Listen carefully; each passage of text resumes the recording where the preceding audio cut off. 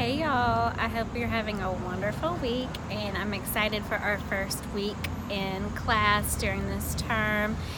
And I couldn't think of a better thing to talk about than our characters and the relationship between the heroine and the hero, and sexuality. When I think back on some of my favorite classic romance novels, I know I've talked about Little Women, Jane Austen's characters. I think that these novels have stood the test of time because of the likability and the naturalness that just comes through on the page.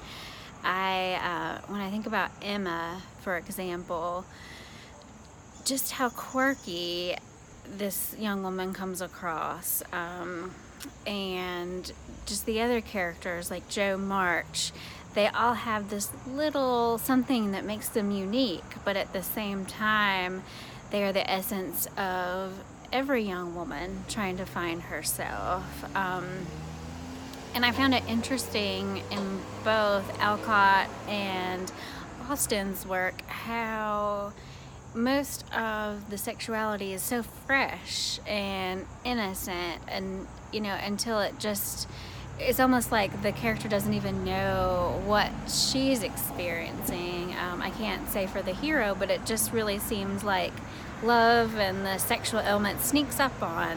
And I think that's really beautiful, and I think that's why we gravitate to these types of romances, because we all remember our first love and that innocence, and how all of a sudden these emotions are picking up on us and are sneaking up, and we don't realize what they are. So I think everybody, either if you haven't experienced a romance like that, is something that you're curious about, or if you've had 20 different romances in your life, you crave that initial, wow factor.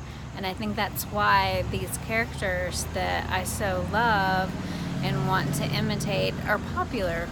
So that's kind of my 2 cents on it. I feel like in the books that have read, and I enjoy the heroine, and the characters, they're so likable and they're so realistic, but yet there's that bit of innocence that you can never go back to innocence. So it's something that we all crave and want to know more about and want to relive and be vicarious. And I think that's a lot about what the genre of romance is living vicariously through the people on the page. So being believable, reliable, interesting, that's all important. And I think, except for like pulp novels, some of the best sexual elements are those subtle ones that just, like I've said a bunch in this, but sneak up on you. So can't wait to hear what y'all have to say. All right, take care.